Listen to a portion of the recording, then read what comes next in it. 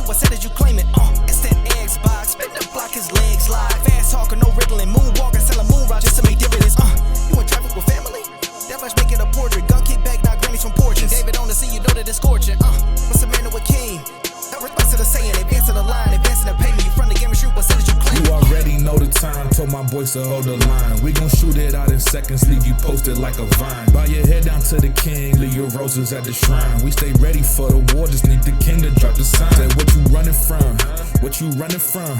I'm with my team, we bleed green, that's what you wanted, huh? Say what you running from, what you running from? I'm with my team, we bleed green, that's what you wanted, huh? This what you wanted. This what you wanted, huh? Wow. Peace and blessings, and welcome back to Xbox Frontline News with your boy, the King. Now, this is a wonderful Wednesday, and I'm going to tell you, man, with Game Pass dropping so many different games, you have Alien Fireteam, and if you've seen, I think it's Alien Earth, episode 1, I got to watch it. I'm going to watch it today. I'm lost in Sandman season 2 right now, so, you know, my wife and I is watching that, so we're going to get that.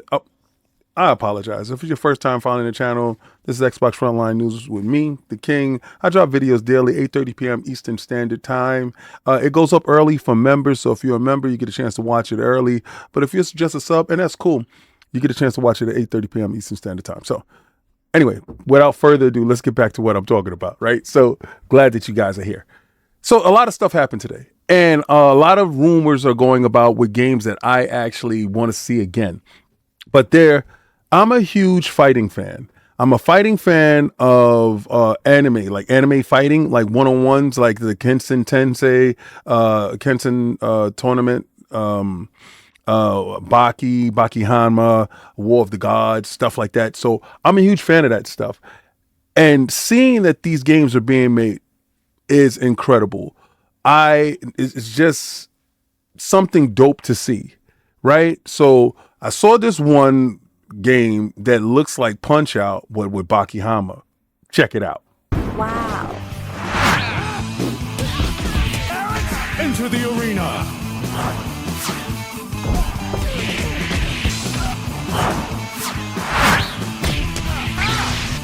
Arcade violence.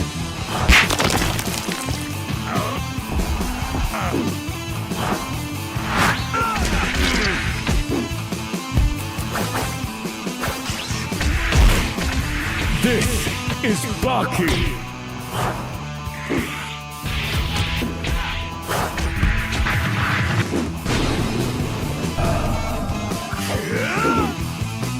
Shooting never hit this hard.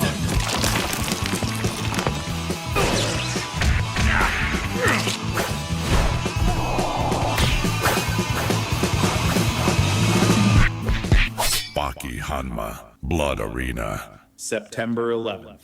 Wow. Now, if you thought that was it, they had another side beat 'em up that's like on Crunchyroll or something like that. I got to check it out. It looked like a mobile phone game, but again, Baki Hanma. Wow. Across the Sunderlands, the dead fight in my name. But why wait for them to die when I can summon them at will? Arise, mortal, the mightiest among the living, Hanma-Baki!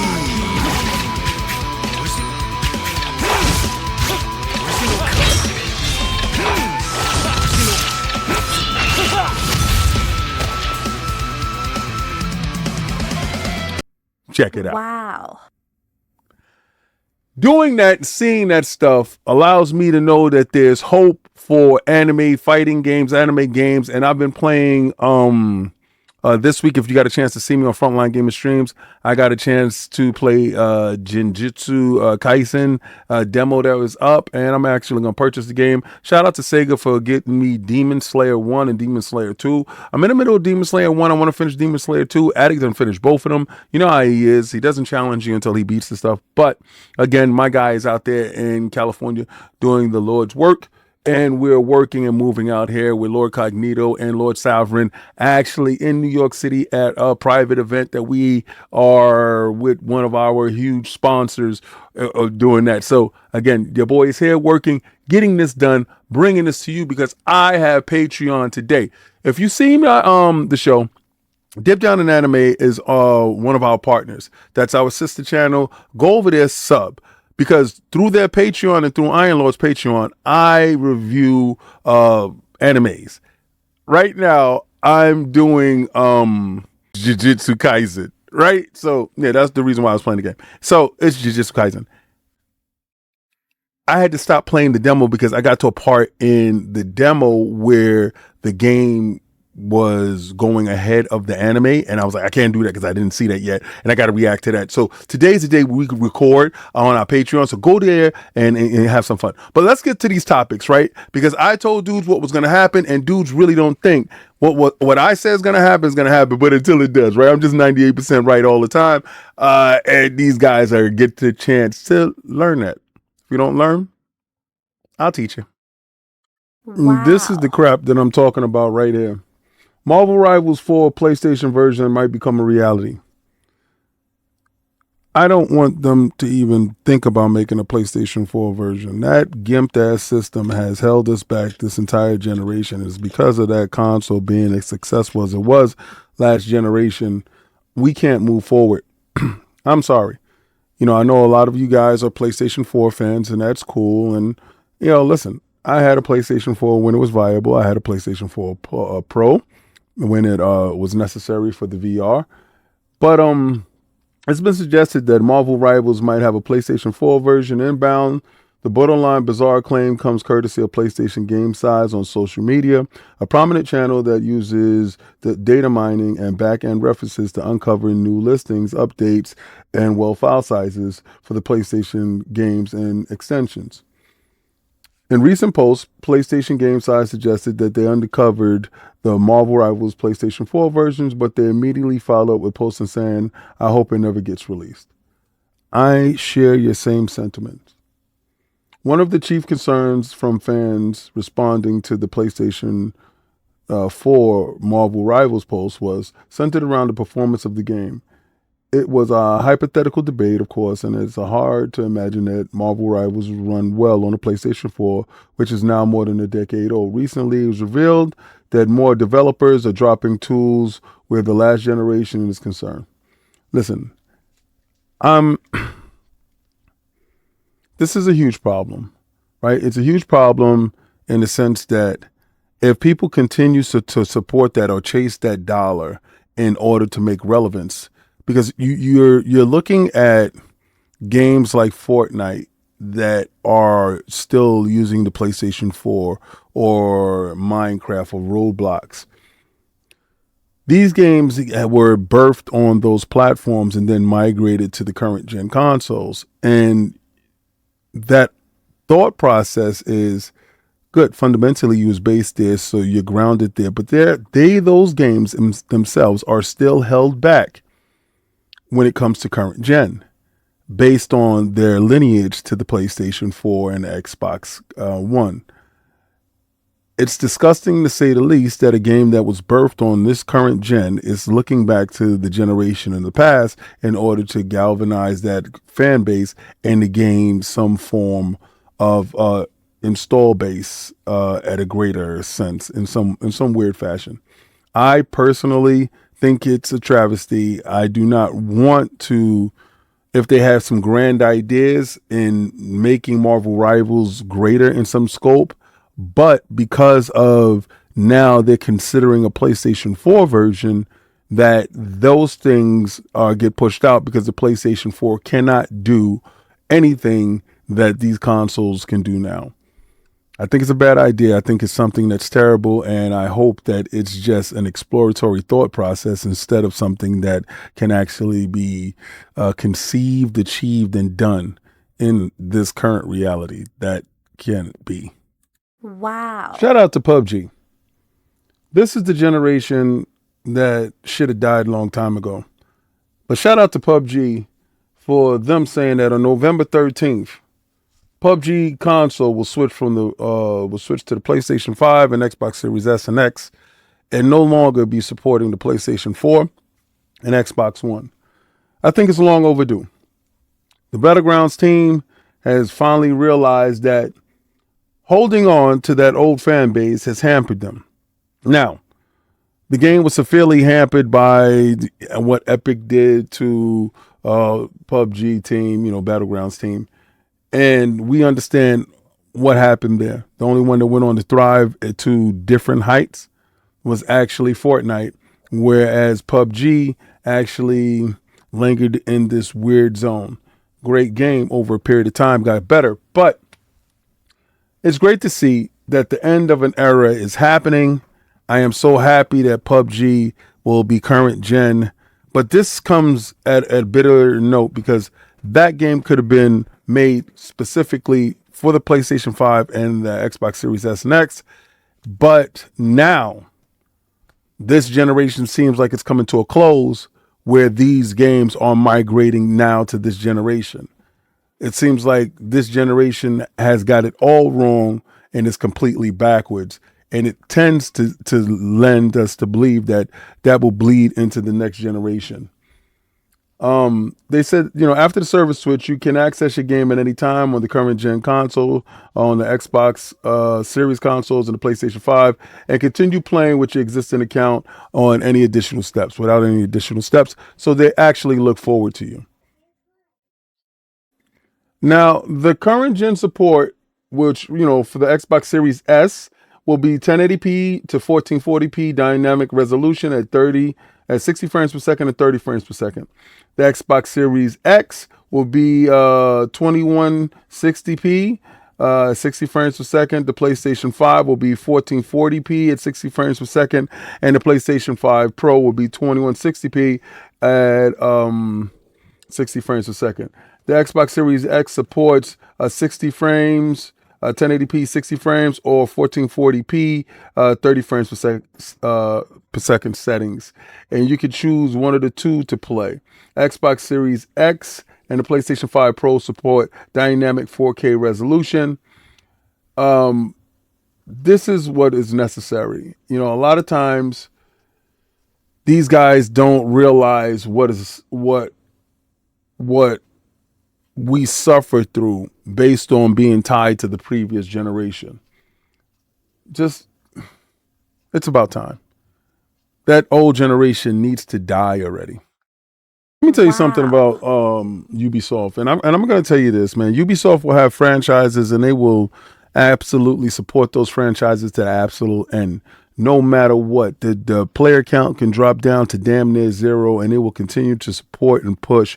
And it's through that diligence. Look at the Siege. Look at For Honor. It's through that diligence that they continue to prosper. Now, the stocks may not reflect this. It's something about having this stick-to-itiveness, this stickiness, this will and this drive to a fan base that has gravitated to your game, and you continue to support. It's something incredible. Apparently, there's a big Division 2 project that's going to be announced at Gamescom. And you would think that will be something far-fetched because of what is transpiring in the gaming landscape, where the Division franchise seems to languish in obscurity. But it seems like Ubisoft understands that there's a particular sweet spot that they can hit and get back to. I would like for them to bring back survival mode. I would like for them to bring back a lot of the dark, the dark zone energy. I think that's when they was at their best. That survival mode was fantastic. I don't know why they abandoned that thing. But again, they went back to New York and the Bronx and stuff like that. I think, Brooklyn, Battle for Brooklyn. I think the Bronx is next. That'd be crazy. The Division. I really respect them, bro. I really respect them. Shout out to Slow Mo Backslap with the greatest avatar in the game. If you don't know DPS podcast, you really got to go check that out with my man Forte and Slow Mo Backslap. Slow Mo Backslap is a huge Division 2 player. He's a huge Division 2 supporter. Same thing with my boy Hot Monkeys Lovin'. These guys have been playing that game since its inception and continue to support. So you shall be rewarded for your support. Wow. One of the games I've been calling for to have an actual remake is Code Veronica. I've been calling for this for years. I've always loved Code Veronica. Back when I had my Dreamcast, I thought that Code Veronica was an incredible piece of gaming. For me, when it came to Resident Evil, anytime I do pick Resident Evil and they say, what's your favorite one? I don't know why I have this super fondness of Code Veronica, but Code Veronica, in my opinion, needs a complete remake. I also like Zero too. When Resident Evil got outside of like the main Resident Evils and did different things, I kind of championed that, and I like that. So it's claimed that the next Resident Evil remakes are releasing in 2027 and 2028. It's claimed an insider, according to an insider, the next generation Resident Evil remakes, Code Veronica and Zero, they are scheduled to arrive in 2027 and 2028. And for me, I personally am interested in it.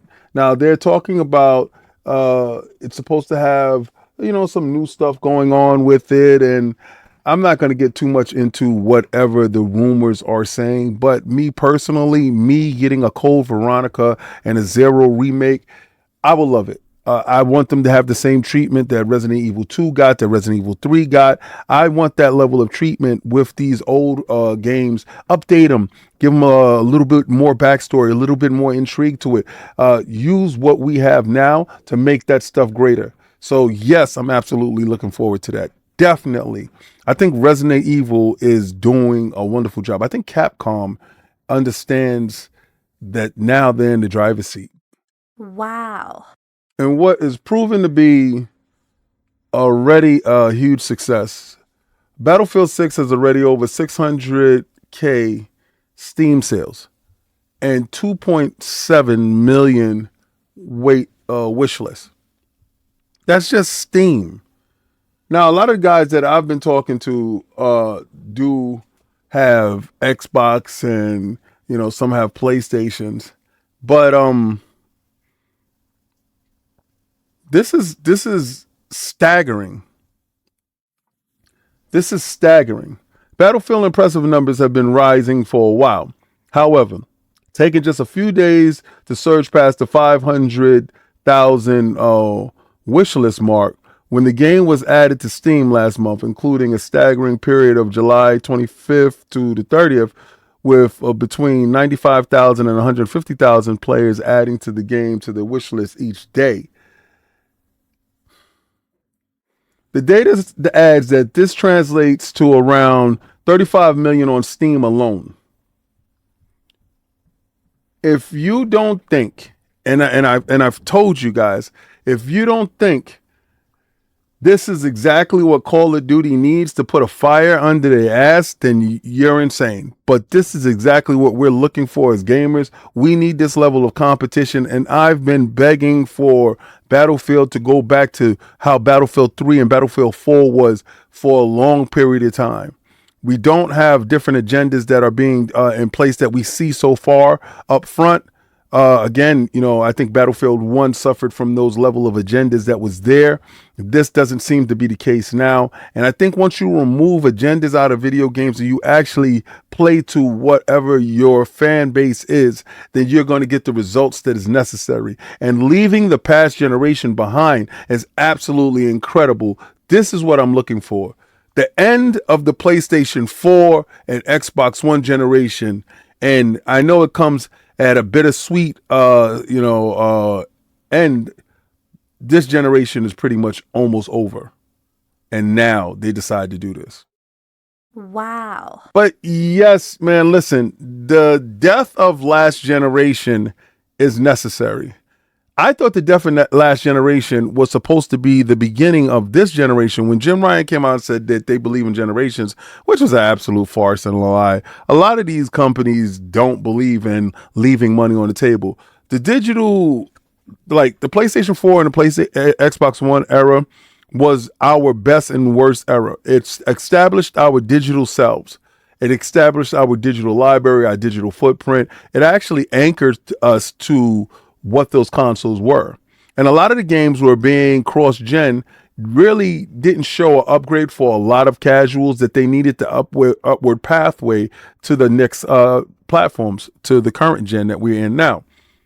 So them not seeing any value in that actually stagnated us that actually moved on to this generation. So us Xbox Series console guys and the PlayStation 5 guys, we were hampered by the PlayStation 4 and the Xbox One.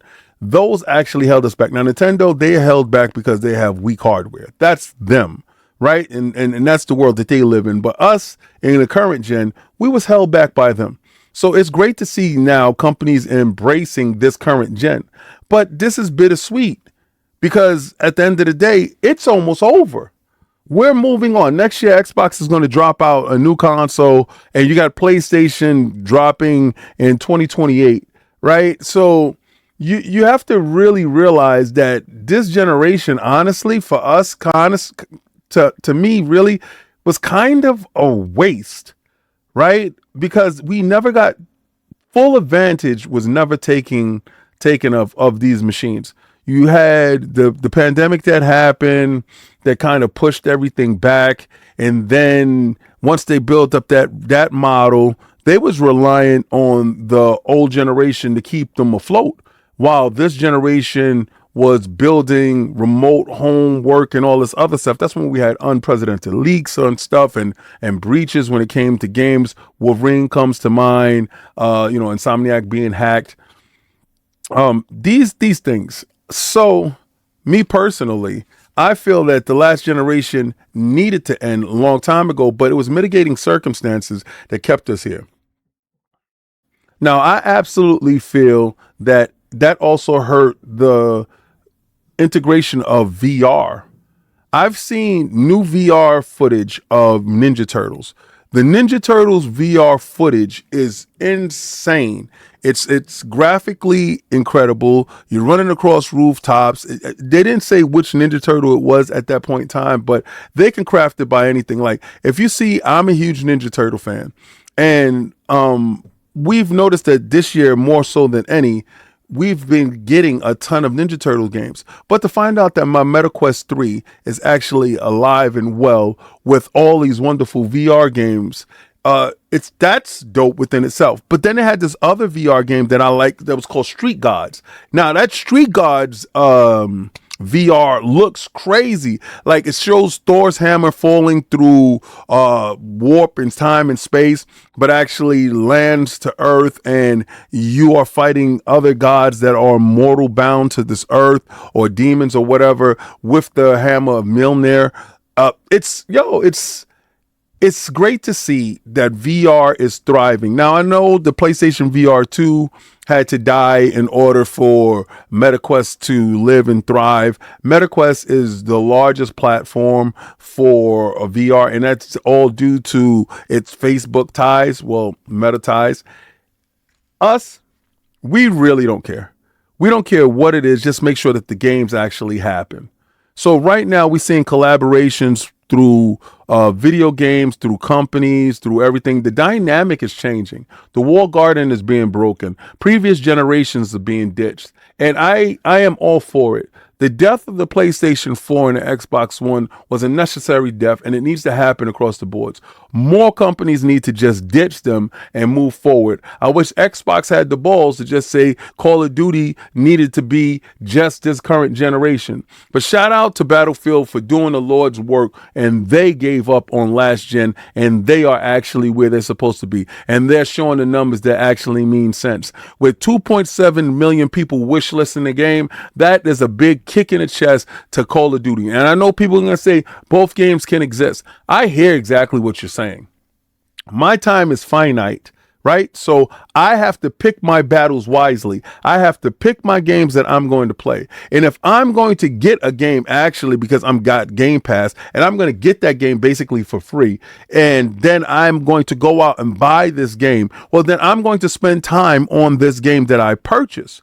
Not saying that Call of Duty isn't worth it, not saying that Call of Duty doesn't have its fan base, but saying that Call of Duty being stuck in last gen actually hurts it. I just saw a trailer of whatever Call of Duty was showing today, and I just said to hell with it. It was full motion video crap. You're not showing me any gameplay. You're not showing me anything to get me all ready. I literally just said to myself, good for you. This is the time where companies need to shit or get off the pot. Sorry for the curse and sorry for using the blue language. I apologize. Right? And I'm a bleep that out. I'm gonna bleep that out. But they really need to. They really need to, because this is the time where me personally, I just want my money's worth. Consoles is going up in price in this current generation, but not showing me the value. Like, I saw Ghost of Yote, right? I saw it today. Now, I'm not saying that the footage that I saw from Ghost of Yote wasn't good, but it looks rough, B. Like, it looks rough. It looks nice, but it looks rough. And I don't know what's the disconnect, what's happening here. But Ghost of Yote looks good, not great. It looks cool, not outstanding. It looks okay, but not amazing. It don't blow me away the same way Ghost of Tsushima did.